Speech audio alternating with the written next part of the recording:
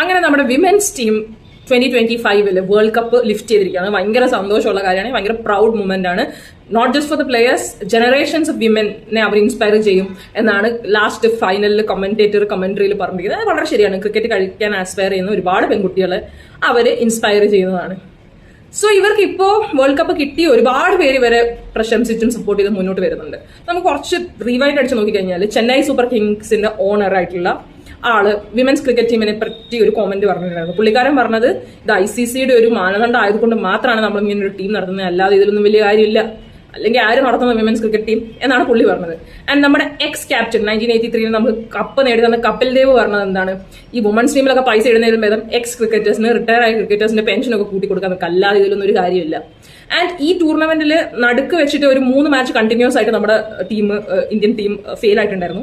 ആ സമയത്ത് ആൾക്കാരുടെ ഭാഗത്ത് നിന്ന് വന്ന കമന്റ് ആണ്, ഇവർക്ക് കളിക്കാനൊന്നും പറ്റത്തില്ല, സെൽഫി എടുക്കുക, റീൽ എടുക്കുക, നടക്കുക, പക്ഷെ അവർക്ക് മെയിൽ പ്ലേയേഴ്സിന്റെ അത്രയും ഈക്വൽ പേ വേണം.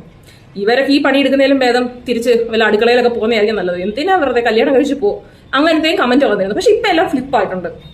സോ നമ്മുടെ മെൻസ് ക്രിക്കറ്റ് ടീം ഫെയിൽ ചെയ്യുമ്പോൾ ആൾക്കാർ വരുന്ന കമന്റ് അധികവും അവരുടെ പെർഫോമൻസ് ഓറിയന്റഡ് ആണ്. പക്ഷെ വിമൻസ് ടീം ആകുമ്പോൾ അവരുടെ പേഴ്സണൽ ലൈഫിൽ കയറിയിട്ട് കമന്റ് ചെയ്യുന്നത്. പക്ഷെ ഓഫ് കോഴ്സ് മെൻസ് ടീമിനും ഇപ്പൊ രോഹിത് ശർമ്മയ്ക്കൊക്കെ ആണെങ്കിൽ കുറെ body shaming type comments Virat കോഹ്ലിക്ക് ഫാമിലി സംബന്ധിച്ചൊക്കെ വരാറുണ്ട്, വരുന്നില്ല എന്നല്ല.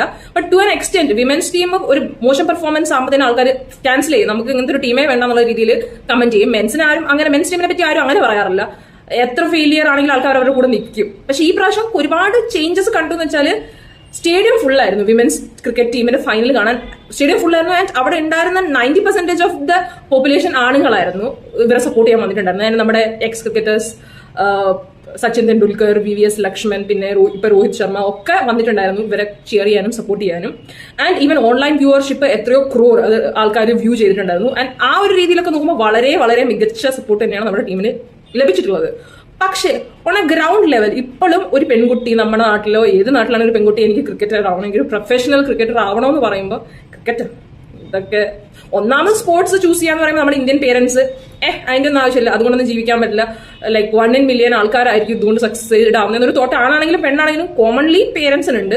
പ്ലസ് നിങ്ങളൊരു വുമണും കൂടെ ആകുമ്പോൾ ആൾക്കാർ അതിന്റെ ഒന്നും യാതൊരു ആവശ്യമില്ല, പറ്റുന്ന പണിക്ക് പോയാൽ മതി, ക്രിക്കറ്റും കൊണ്ടൊന്നും ആവില്ല എന്ന് പറയുന്ന ഒരുപാട് പേരുണ്ട്. അപ്പൊ അങ്ങനെ ആസ്പയർ ചെയ്ത് ഇതൊന്നും പെണ്ണുങ്ങളുടെ പരിപാടി അല്ല എന്ന് പറയുന്നവർക്ക് നമ്മുടെ ഇന്ത്യൻ ക്രിക്കറ്റ് ടീം ക്യാപ്റ്റനായ ഹർമൻപ്രീത് ഈ വിക്ടറിക്ക് ശേഷം ഒരു പോസ്റ്റ് ഇട്ടുണ്ടായിരുന്നു, cricket man is a gentleman's game എന്നിട്ട് cross. No, cricket is everyone's game.